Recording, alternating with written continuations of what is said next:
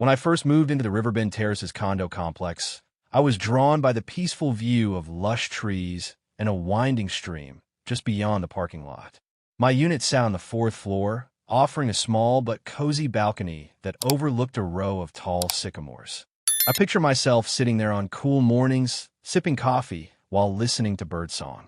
It seemed like the perfect retreat from the hustle and bustle of city life. The building itself was modern. Clean hallways, neat landscaping, and a residents-only lounge by the lobby. I'd read in the paperwork that there was a fairly strict homeowners association, but at a glance, the place felt pleasant enough. Little did I suspect that behind the manicured lawns and tidy corridors lurked a tension orchestrated by a single individual, Geraldine Barnett, or Karen, as so many of her exasperated neighbors quietly called her. On my first night, I sat out on my new balcony, gazing at the pink-hued sunset. A few pigeons fluttered overhead, landing on a far-off street lamp. Below, I noticed sparrows flitting around the bushes. All of it felt serene. In that moment, I had no inkling that feeding those very birds would soon ignite a storm of conflict with the HOA's most meddlesome official. I'd been in the condo for just under a week when I met Karen in person, though she introduced herself, quite formally, as Ms. Barnett. I was walking down the hallway, a bag of groceries in hand, when I noticed a woman in her 50s with a meticulously pressed blouse and matching slacks, her chestnut brown hair styled in a short, no-nonsense bob. She was taping a notice onto someone's door with an air of self-importance. She spotted me and straightened, turning to face me. "You must be the new resident," she said, her smile as rigid as her posture. "I'm Geraldine Barnett, chair of the Riverbend Terraces HOA board. But most people refer to me as Ms. Barnett." I gave a friendly nod. "Pleased to meet you. I'm Alex, Unit 403. Her eyes flicked to the groceries in my hand, then back to me. "I hope you've had a chance to read through the HOA guidelines. We take them very seriously. After all, it's how we maintain a clean, orderly environment." I'd skimmed the thick rulebook that came with my closing documents. It covered paint colors for doors, guidelines for holiday decorations, approved types of blinds for windows, and so on. "I did," I replied. "Everything seems in order." "Thanks." Her eyes narrowed slightly in a way that made me feel scrutinized. "Let me know if you have any questions. We have a zero-tolerance policy for rule infractions. I'd hate for you to start off on the wrong foot." I mustered a polite smile, not entirely sure how to interpret her tone. Was it just a stern welcome or a not-so-subtle threat? She gave a curt nod and walked away, leaving me with the faint sense that I'd been sized up and found wanting. It started innocently enough, a single sparrow hopping across the railing of my balcony one mid-morning. I was sipping coffee when I noticed a little bird eyeing me, its head tilting inquisitively. Amused, I sprinkled a few breadcrumbs from my breakfast toast onto the ledge.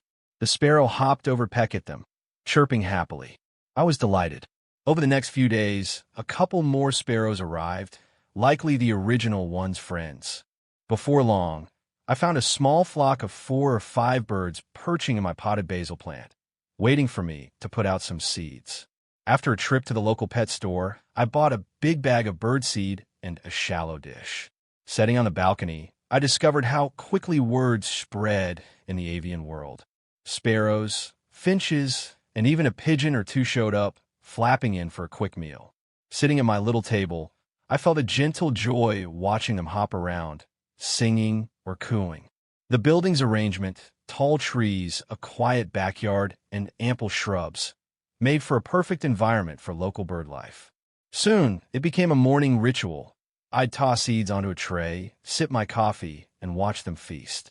The soft flutter of wings and cheerful bird calls added a sense of serenity to my day.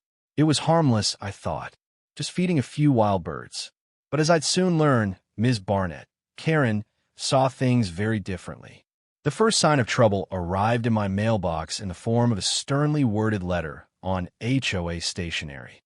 "Dear Unit 403 resident, it has come to our attention that you may be engaging in activities that attract wildlife, pigeons, sparrows, etc., to your balcony.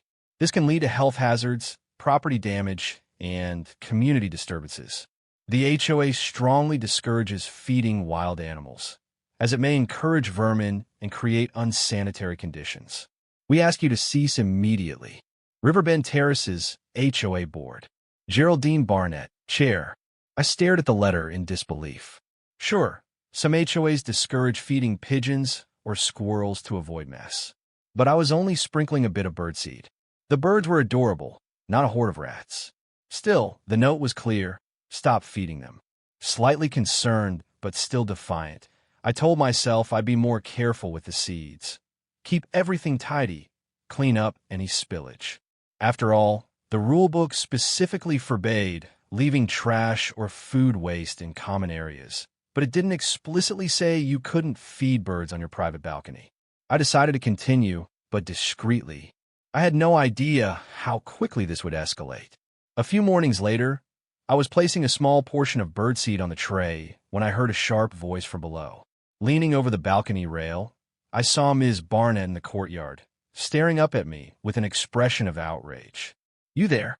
You're still feeding them?" she called, her tone echoing up the stone walls. I felt my cheeks flush.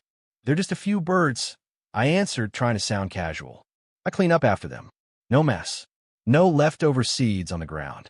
Her eyes narrowed. "This is unacceptable. We can't have droves of pigeons flocking to the property. It's a nuisance. You'll attract vermin and disease." I bit back a laugh because there were maybe 2 pigeons total that had visited so far. Hardly a drove. They're wild birds, I reasoned politely. There's no specific rule forbidding feeding them on my own balcony, right? She pursed her lips. Our guidelines prohibit conduct that endangers property or disturbs neighbors. Feeding feral animals certainly qualifies. If I see any further sign of you encouraging these birds, I'll file a formal violation notice with the HOA board. With that, she spun on her heel and marched off. A knot formed in my stomach. I hated conflict, but I also felt it was ridiculous to ban feeding a few sparrows. Maybe I could talk to other residents, see if anyone else had faced similar battles with Ms. Barnett. In the days following Ms. Barnett's courtyard scolding, I chatted discreetly with neighbors about the bird issue. I learned that Ms. Barnett had a reputation for petty tyranny. Linda in 2B recalled how she was threatened with fines for placing a small bird bath on her patio last summer. Another resident, Chris in 5A, got scolded for installing a hummingbird feeder because it was not in keeping with the building's visual harmony.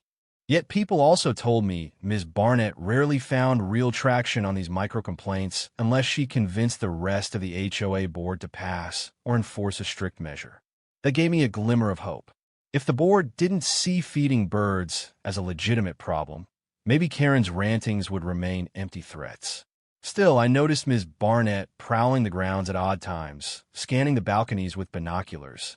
A neighbor joked she probably had a camera phone zoomed on my railing, waiting for me to slip up. Feeling uneasy, I tried to limit feeding times. But the birds had grown used to my hospitality, and they'd flutter expectantly each morning. It felt cruel to suddenly withhold their daily seeds. Quietly, I decided to keep going. Yet Karen, as I would soon discover, was about to escalate in a bizarre way. 2 weeks later, I received another letter, far more ominous than the first. The envelope was marked urgent, and inside was a typed page stamped with Ms. Barnett's signature. It read, "Subject: Violations of HOA Policies, Unauthorized Livestock. Dear resident of Unit 403, the HOA has received multiple complaints regarding your continued feeding of wild birds, resulting in an accumulation of animals around your balcony. This may constitute a form of unauthorized animal husbandry under local housing codes, as you are effectively harboring livestock or feral animals. You are hereby notified that this activity must cease immediately. Failure to comply will lead to formal fines and possible legal action under the HOA's authority. Sincerely, Geraldine Barnett." Jaya Vivin Tavasowa. I stared at the words in disbelief. Unauthorized animal husbandry. She was equating feeding wild sparrows to raising chickens or goats in a backyard. The letter was borderline absurd. I felt a surge of indignation. My casual hobby, fueling a handful of sweet little birds, was being framed as if I'd opened a clandestine farm. Anger spiked. I paced around my living room. Could she possibly enforce this? I decided to consult the official bylaws. They prohibited large pets, breeding or raising animals for commercial gain, and keeping livestock. But feeding birds did not fit that category. She was twisting the language to intimidate me. I realized I needed a strategy. Fighting Ms. Barnett in hushed hallway conversations might not be enough. I wanted to show the world that these were just harmless wild birds, cute, even beneficial for local ecology by controlling insects. I recalled how a friend of mine, Jill, ran a popular social media channel featuring short wildlife videos. People love them. Why not do something similar? Inspired, I dusted off my camera equipment and began filming the sparrows. Using a tripod on my balcony, I captured the fluffy visitors hopping around, pecking seeds, chirping cheerfully. I got close-up shots of their bright eyes and patterned feathers, slow-motion footage of them taking flight. In one comedic bit, a plump pigeon perched precariously on the tray. The videos turned out adorable, exactly the sort of content that might go viral online if framed with the right captions. After some light editing, I posted a short compilation to a popular video sharing platform.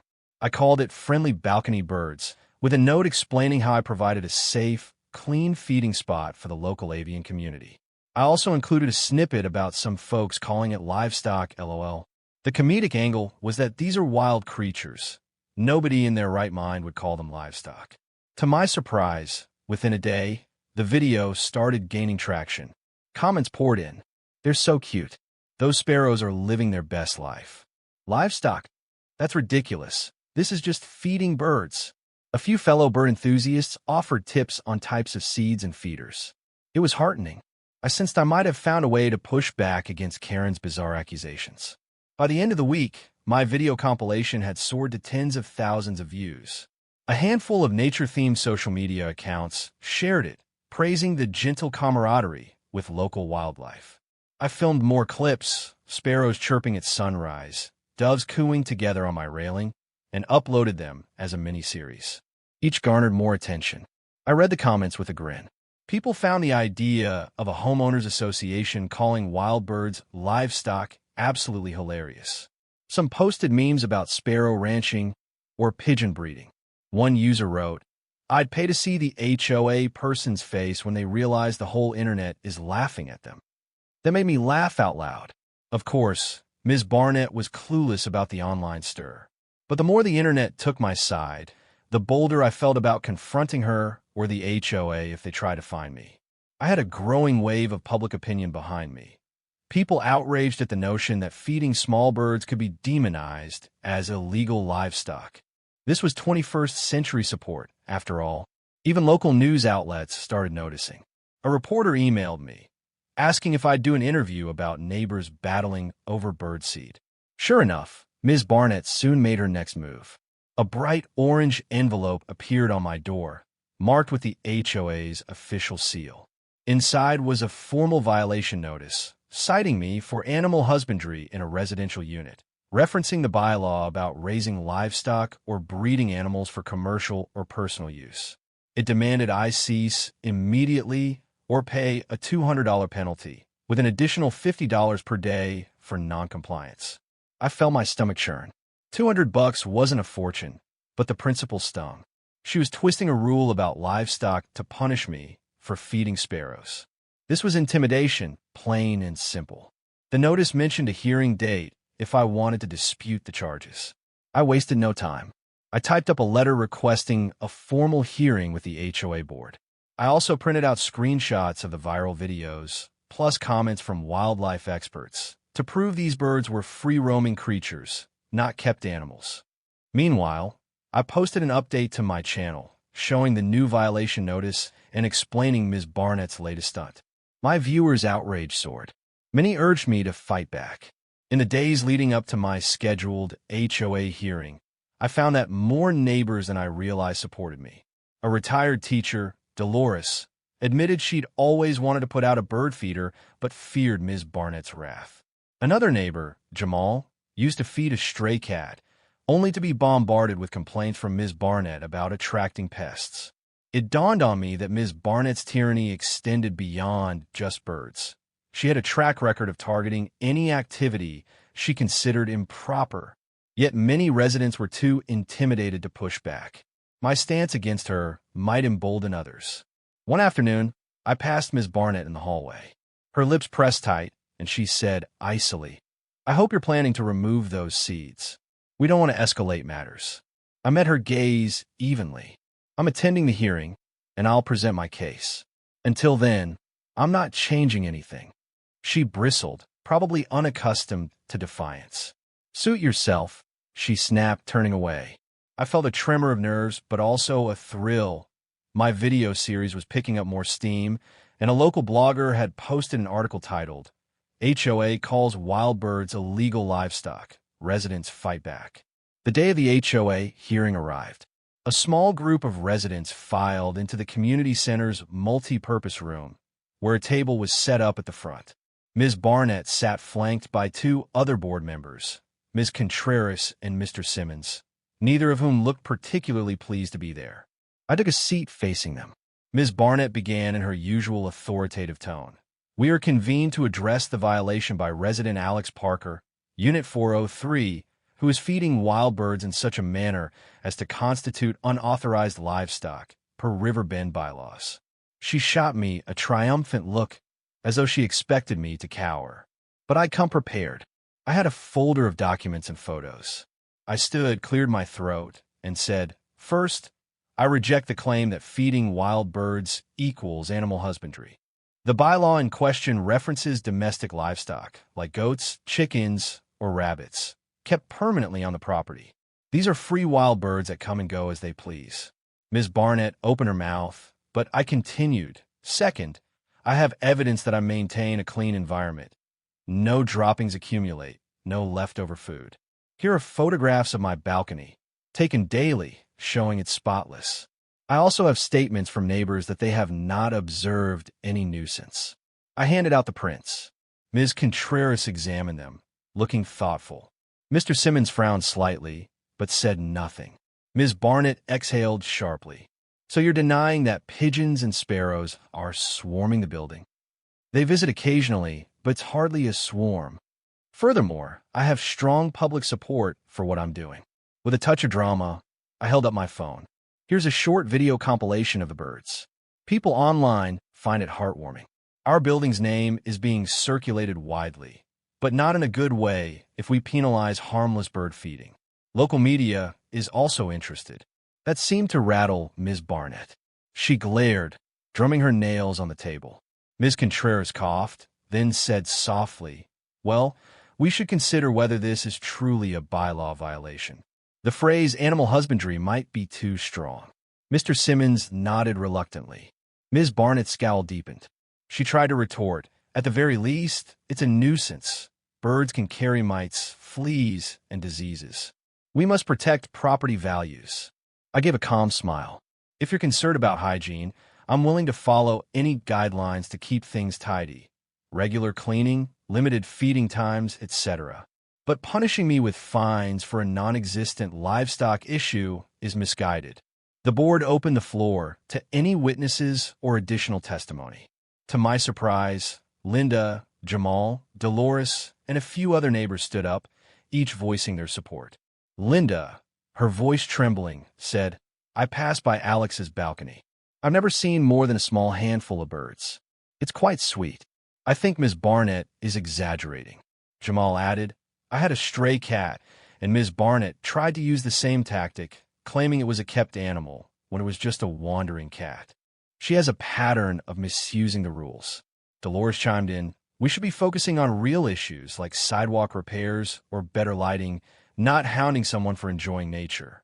If anything, we could create a building policy that encourages responsible bird feeding with guidelines to avoid mess." The room filled with quiet murmurs of agreement. Ms. Barnett's face darkened. She attempted to maintain composure, but her frustration was evident. She tried to pivot, mumbling about past incidents of droppings and potential damage, but the board members seemed less convinced. Finally, Ms. Contreras cleared her throat. "We've heard enough. Let's have a private discussion and we'll render a decision. She asked me to wait outside while the 3 board members deliberated in hushed tones.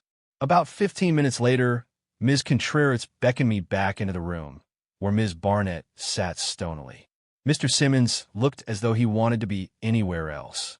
Ms. Contreras read from a written statement. The board finds that the bylaw regarding livestock does not apply to wild birds freely visiting a resident's balcony. Therefore, the alleged violation for unauthorized animal husbandry is dismissed. However, in the interest of preserving hygiene and neighborly harmony, we recommend that Mr. Parker follow certain best practices, limiting the amount of seed, cleaning regularly, and ensuring minimal spillage. We trust this resolves the matter. A flush of relief washed over me. No finis, no fortification. I could keep feeding my feathered friends as long as I maintained cleanliness. I thanked the board. Ms. Barnett exhaled in exasperation, obviously displeased. I protest this decision, she muttered. But Ms. Contreras gave her a stern look. The vote is 2-1 in favor of dismissal, she said firmly. That's final. Outside the hearing room, neighbors congratulated me. Linda gave me a quick hug. Even Ms. Contreras, passing by, whispered that she personally enjoyed watching birds around the property. Just be mindful of the area, all right? She said kindly. I promised I would. At that moment, I felt triumphant. I'd stood up to Ms. Barnett's intimidation and won. Little did I know she would not give up so easily. I posted a celebratory update online. Victory! The HOA ruled that my friendly balcony birds do not count as illegal livestock. My accompanying video showed a short clip of me giving a thumbs up while sparrows hopped in the background. The response was overwhelming. People applauded the common sense outcome. My social media follower counts surged, and comments poured in from people sharing their own run-ins with tyrannical HOAs. Some users offered tips for advanced bird feeding, like specialized feeders that prevented spillage or deterred unwanted species. Others shared pictures of their own backyard bird setups.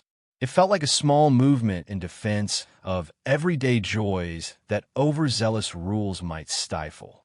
A local TV station's website picked up the story, highlighting it under a quirky human interest headline, Condo Residents' Viral Bird Videos Spark HOA Showdown. Guess who won? A brief interview excerpt quoted me praising the board's balanced decision and calling Ms. Barnett's livestock claim utterly ridiculous. I braced myself for Ms. Barnett's reaction.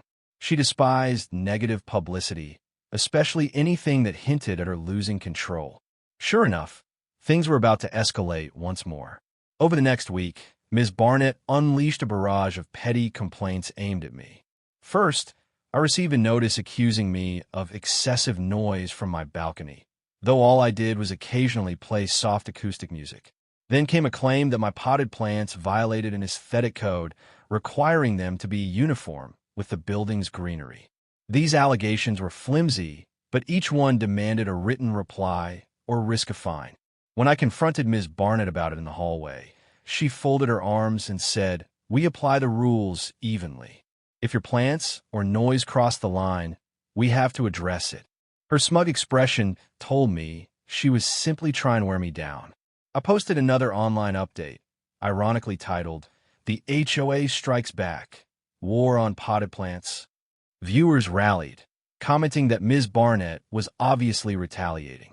Someone even made a fan art cartoon of her brandishing a pitchfork at cartoon pigeons, labeled Karen versus the birds. Despite the comedic relief, dealing with each petty complaint was a chore.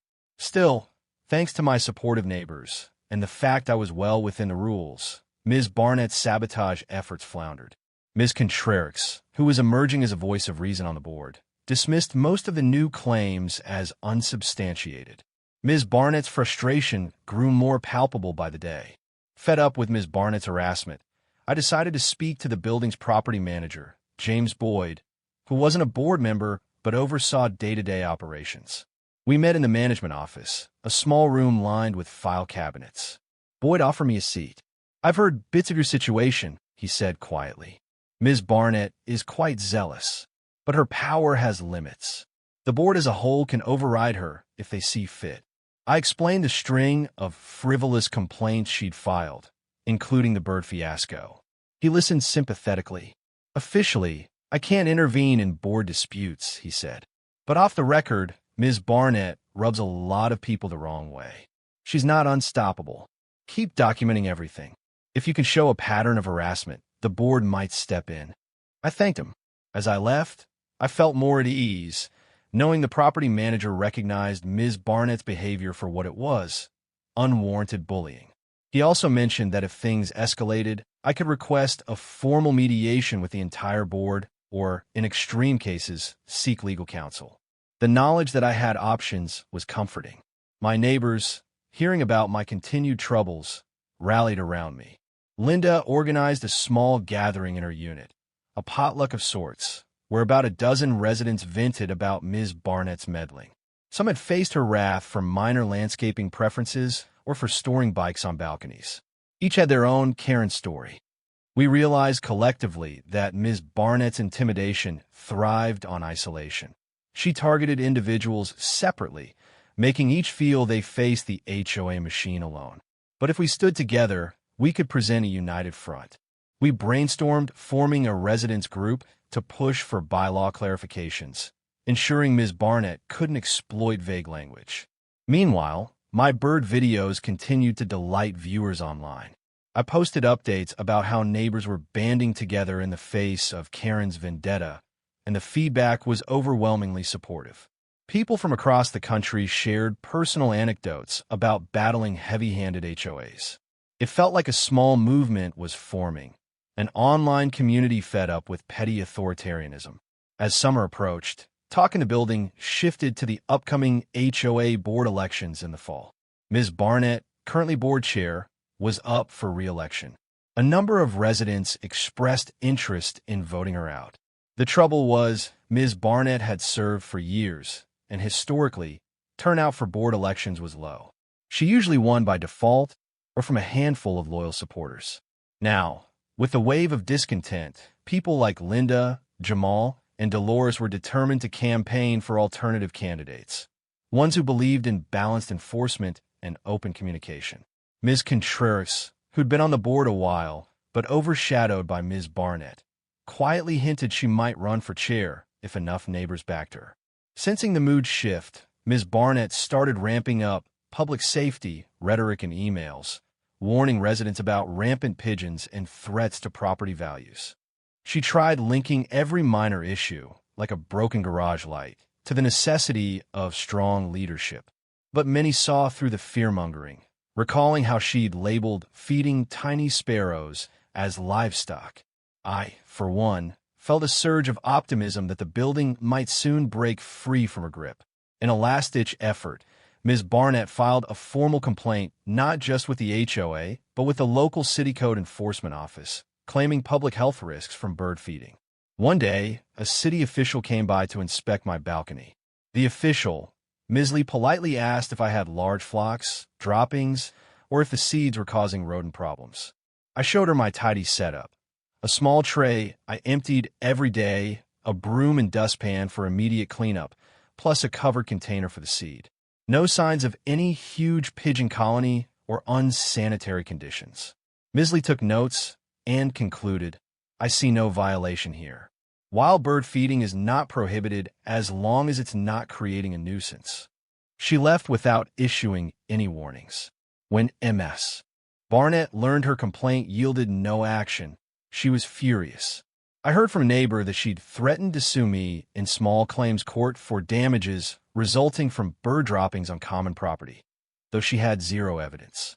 At that point, I realized Ms. Barnett's vendetta was fueled more by personal spite than any legitimate concern.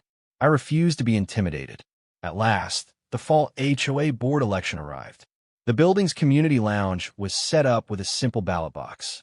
Ms. Barnett ran for re-election, emphasizing strong leadership and protecting property values. Ms. Contreras ran against her, supported by a slate of residents who wanted a kinder, more transparent HOA. I cast my vote, feeling hopeful. Throughout the day, neighbors trickled in, many determined to break Ms. Barnett's hold. Some credited the bird fiasco for galvanizing them. If she can label sparrows as livestock, Who knows what else she'll do, said one resident. By evening, the votes were counted. In a dramatic upset, Ms. Contreras and her allies won a solid majority on the board. Ms. Barnett lost the chairmanship she'd held for years. While she remained on the board, her influence was sharply diminished. The lounge buzzed with excitement as Ms. Contreras gave a brief acceptance speech. She promised fair rules, sensible enforcement, and open dialogue. Ms. Barnett stood in the corner, arms crossed, lips pursed. Eventually, she slipped out without a word. Neighbors congratulated each other, many referencing the bird scandal as a turning point.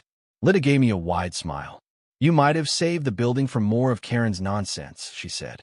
I felt both relieved and deeply satisfied that we'd reclaimed our community. With Ms. Barnett no longer calling the shots, the building's atmosphere brightened. The new board allowed bird feeders as long as residents followed cleanliness guidelines. Ms. Contreras even suggested a small nature corner in the courtyard with a communal feeder, hoping to foster a sense of harmony with local wildlife. My balcony visits from sparrows and the occasional pigeon continued, but no one harassed me about it.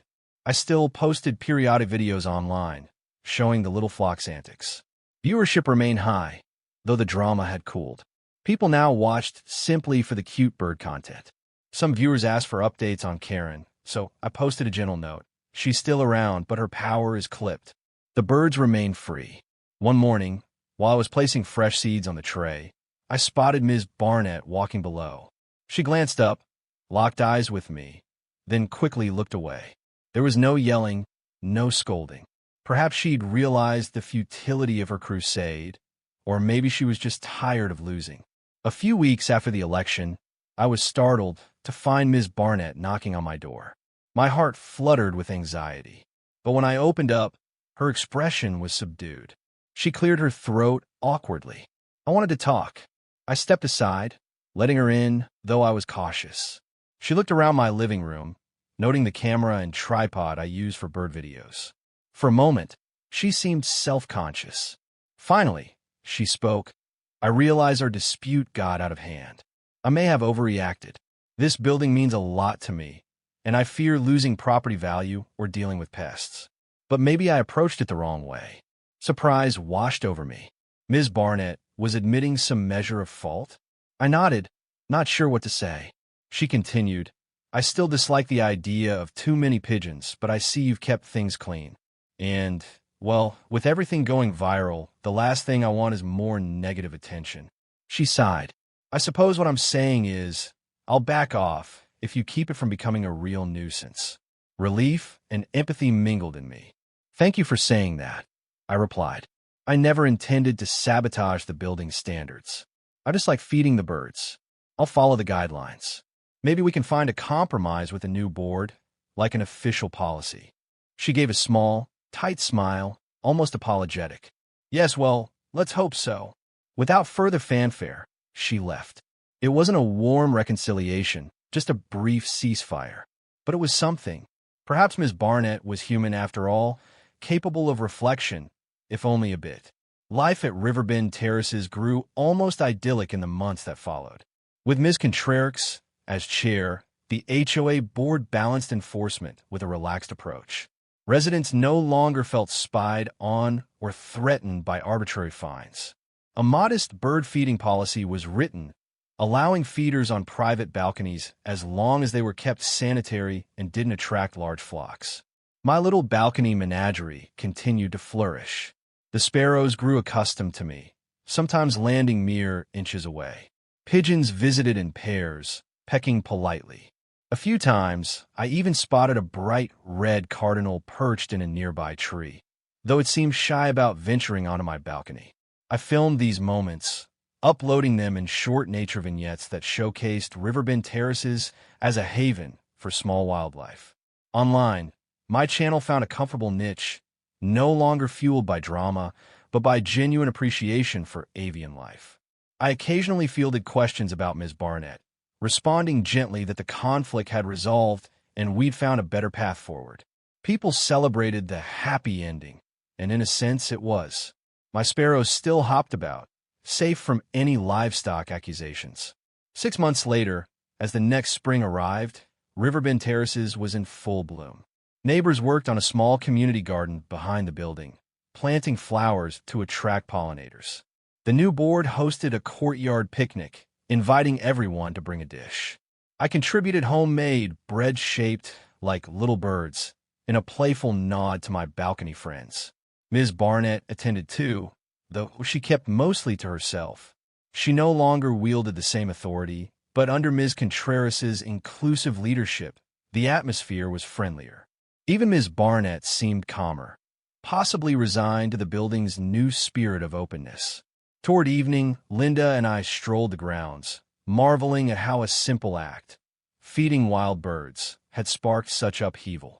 We passed a row of shrubs where a tiny sparrow hopped in search of worms. Linda smiled. "You showed us we could stand up for small joys. Sometimes that's all it takes." I nodded, feeling a swirl of gratitude. It hadn't been easy.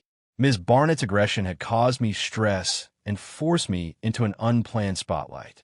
Yet, from that adversity, I'd forged connections with neighbors, helped revamp the HOA, and found an online community of supporters around the country who rooted for these cute little birds. In a quirky way, it proved that even the smallest creatures, sparrows and doves, could unify people or at least challenge an unfair system. Today, my balcony remains a favorite perch for flocks of sparrows and the occasional pigeon. Each morning, I set out a modest tray of high-quality birdseed, greeting them with a gentle good morning. The condo grounds stay clean, the birds come and go, and no one complains. It's a testament to how easy coexistence can be, if only we approach it with fairness and respect.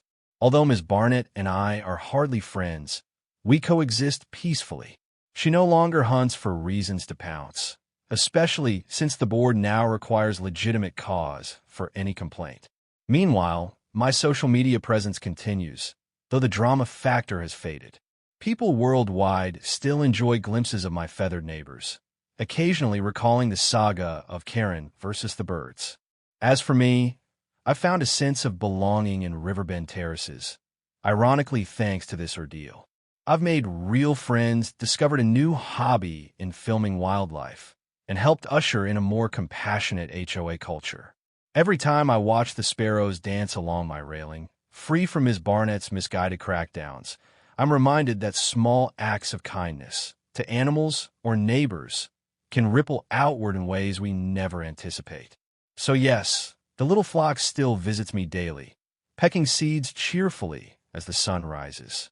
No illegal livestock citations, no raging arguments, just the soft flutter of wings and the quiet satisfaction of knowing we stood up for something simple and beautiful. And in the end, Ms. Barnett's attempt to brand them as unauthorized animals only shone a spotlight on the gentle wonder of wild birds, proving yet again that compassion, reason, and a bit of creative publicity can overcome even the most stubborn Karen.